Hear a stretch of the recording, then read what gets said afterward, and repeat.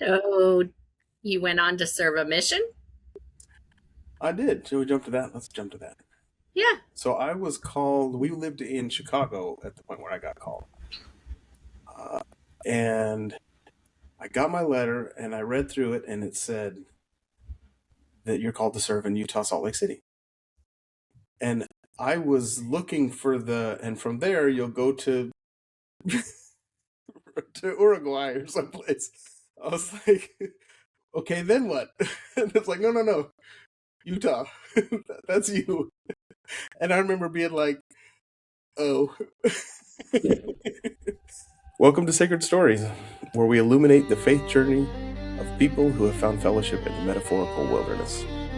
Today, Janine and I will be interviewing each other in order to share our unique faith journeys. Yeah, you've been all over the continental United States. Why do you need to serve? You want to serve your mission outside of it? Like, I'm from there. Yeah. I'm not even a kid who grew up in Virginia and joined the church and now needs to go find out what Mormons are like. No, I'm surrounded by Mormons already. Like, I've been there, born in Provo. In fact, I'm pretty sure that I probably never served in an area where there wasn't family in it. Like, it's just Really? wow, right? Wow. I had an uncle who was not active at the time, who was living in sort of downtown Salt Lake area. And I actually tracked it through and saw his mailbox, and I was like, "This is no, I'm sure this is my uncle." And he wasn't home, but I was like, "No." The way that he wrote his name was like, "Yep, that's one of us." Wow. But so yeah, that was my mission. I was called there. So when I first got onto my mission, I always had a testimony that the Book of Mormon was true, and that therefore the church must be true. So I went on a mission, and then I got there, and the first thing that you're really doing is you're telling people you need to read this book because that means that you need to join this church.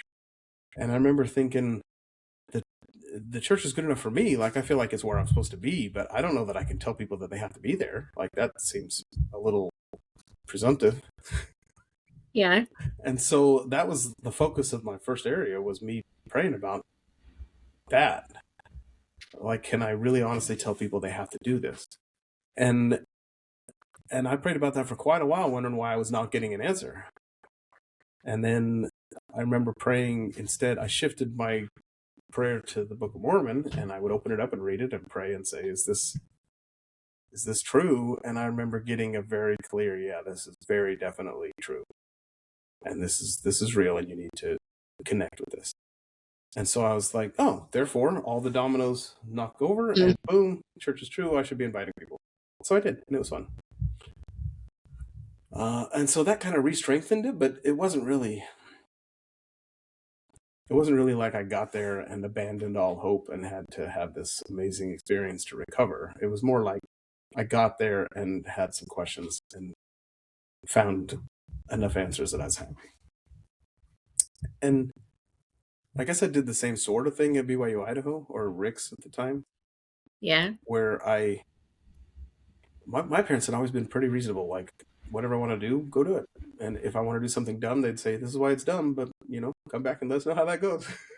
Right? My dad was just like, "Okay, we can fix it, whatever it is. Try not to break anything too bad." But so at the church school, they are not interested in you going and finding out. They would prefer that we have these little guidelines and we want you to follow them, and please shave before you go to class. And I remember getting to the point where I was just like, this is the stupidest pile of garbage. And so I did kind of have to come to terms with that. And that was sort of another breaking moment, not breaking, but a moment where I had to adjust and decide, do I really believe? Because if this is a church school, it should be true. Yeah. And I remember discovering that it's kind of true. I mean, it's an institution that happens to be owned by a church It's run by people. that's run by people. Yeah, and I came to that as I guess 18-year-old at that point. I was kind of like, it's okay that they're just an institution. Yeah. I'm sure that going to college, it's got to be like herding cats when you've got 20,000 18-year-olds, Oh, And yes. I imagine every rule that they have is because if they don't have that rule, there's a problem. right, exactly. And it's not just some kid that wants to go bridge jumping at the local crazy spot. Like, I'm sure it's worse than just a bunch of Yes. kids driving off looking for ice caves and stuff. You know, um, Rexburg has a rule that you can't throw snowballs inside city limits. Yeah. Okay? That had to be because of college kids. Yeah. And there had to be actual problems, Yes. not just snowballs, but like, okay, no snowballs. Yeah. Yeah. I lived there for, I don't know, 5 years, and that just made me laugh. Because in Arizona city parks, there's a rule that you can't go ice blocking. Do you know what ice blocking is? I want to say I think I do. You buy a block of ice from the store and you go to the nearest hill, usually a nice park, and you slide down the hill on the ice block. Okay. Well, it ruins the grass. I guess. So So, it's like sledding, except they don't have snow. right, there's no snow. So you go sledding on the ice blocks down the hill any time of year you want. And so, yeah, they have Yeah, rules. no, none of We that. still do it. We still Well, did it. yeah, You know, but there's rules. So I taught a lot of people for an English speaking mission. I taught a lot of people uh, because people would move to the area and they would go to a church site or whatever, and they'd fill out the form. So we would get referrals in the mail from people that had visited that now lived here. We had that sort of thing. We had, of course, you could open up the ward list, which in Utah is the stake list. You can open up the whole list and look for families where there are people that are old enough to be baptized. And not that they're all going to be interested in talking to you, but if yeah, there's 50 families like that, one of them is going to let you in, right? And you can teach there. So it was reasonably easy to just find people and then teach them. So we taught a pretty reasonable amount. I don't know. There were several where these are people that I felt like I knew this person, and it wasn't just a random person that I found and was able to teach. It was a person that I needed to be there for and teach because they were a friend. So it was a very difficult experience, and it was totally worth it. awesome. It was interesting, and I even as in the last several years, I've readjusted how I view a lot of different things. I mean, I have readjusted the way that I view my mission, but I don't look at it and think, what a waste of 2 good years. I'm like, no, that was time well spent. It was a Good. difficult time well spent.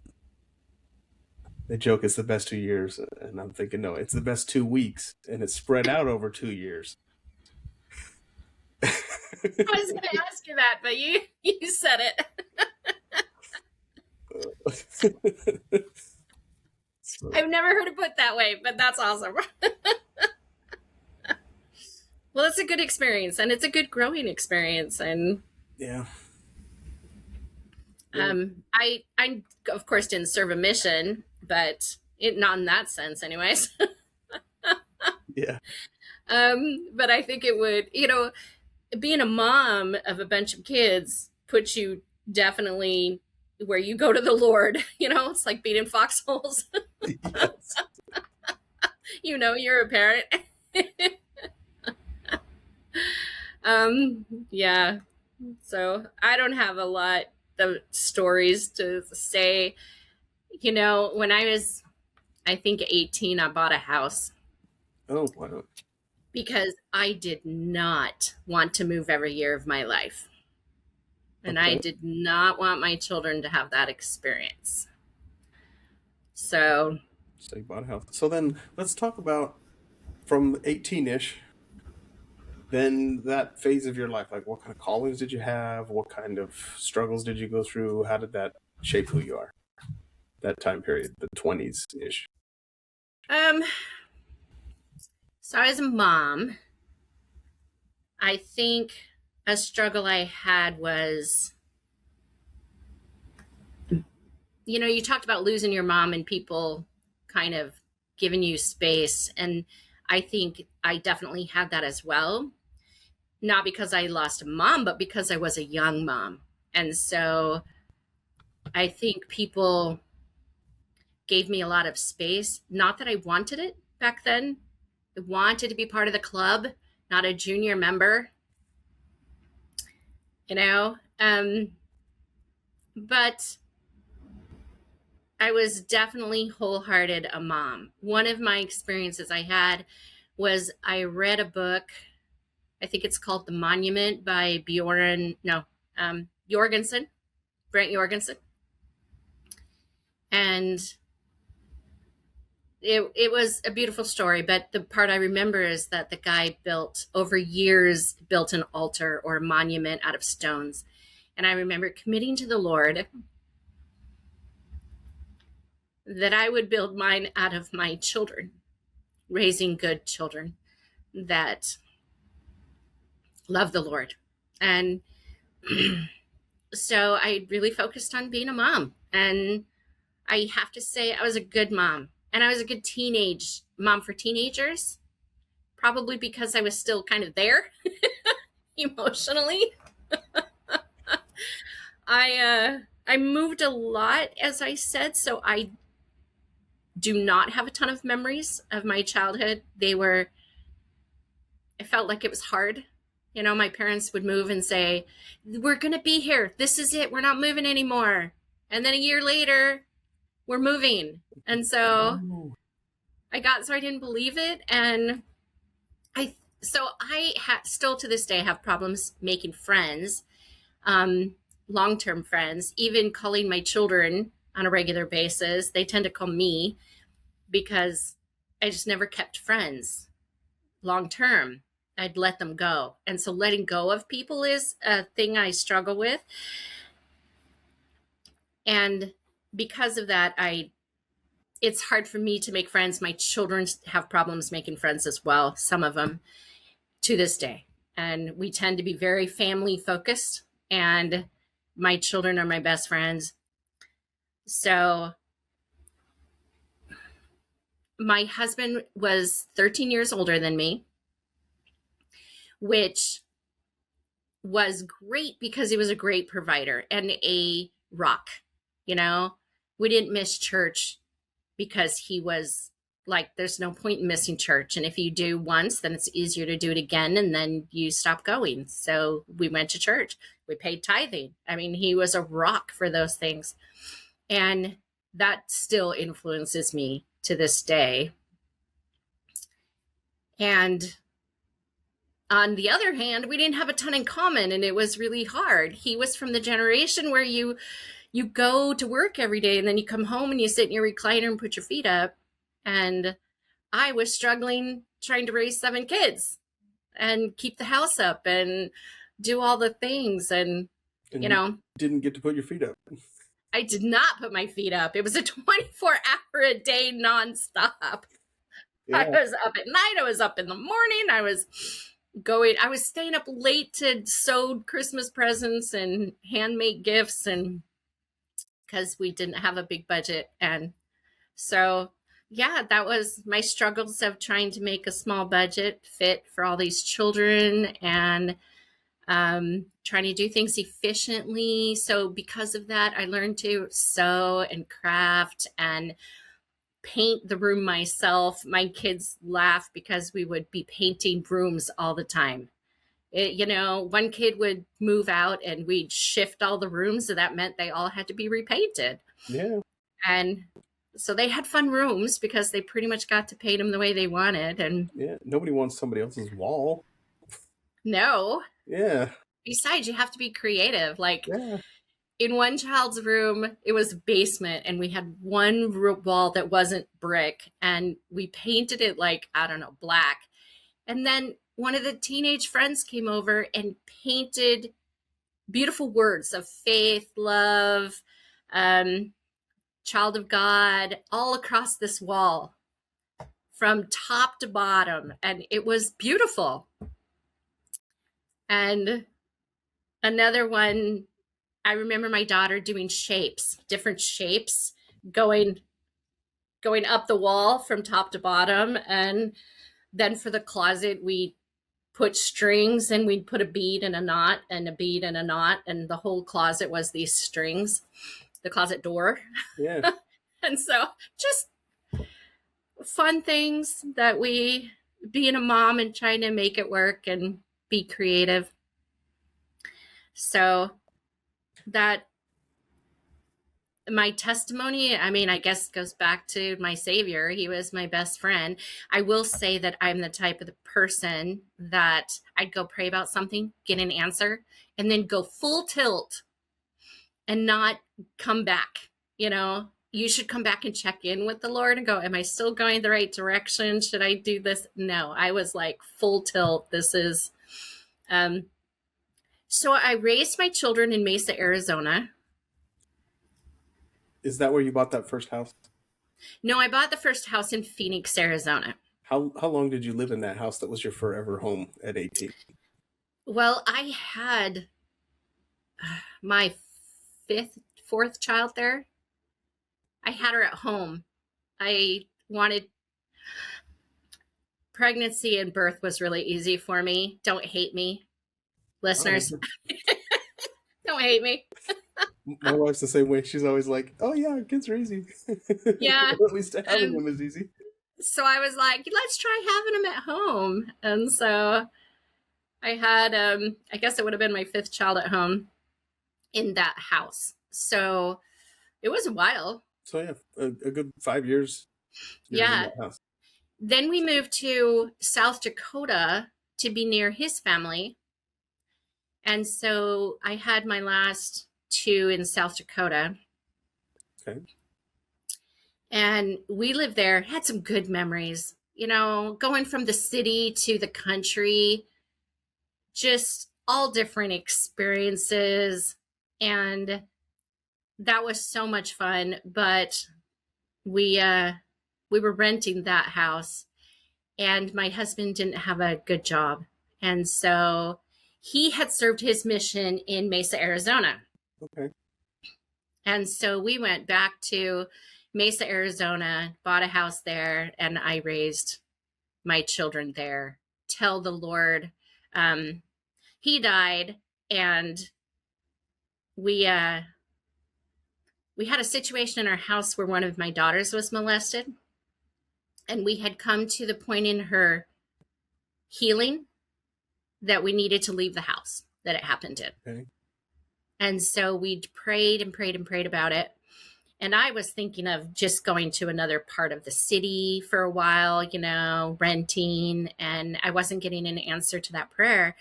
And then I started, you know, branching out. I had a son, and he was in the military, and he was in Tennessee. And so I thought of going there. And as I started, you know, thinking of that, I had gone on a cruise, a singles cruise, and met some people in Idaho. And so as I wasn't getting prayers, I started branching out to where I knew people. And when I got to Idaho, it was like, yes, that's it.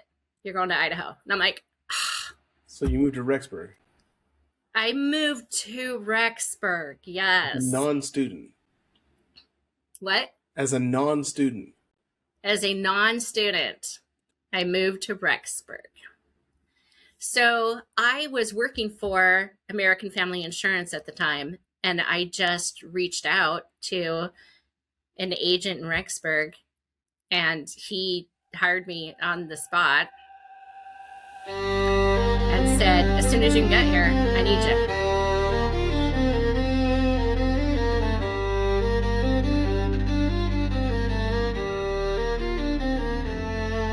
Yeah, I mean, the Lord just, it was crazy because we found this, it would be like Ross, you know, but it wasn't. It was an off-brand store.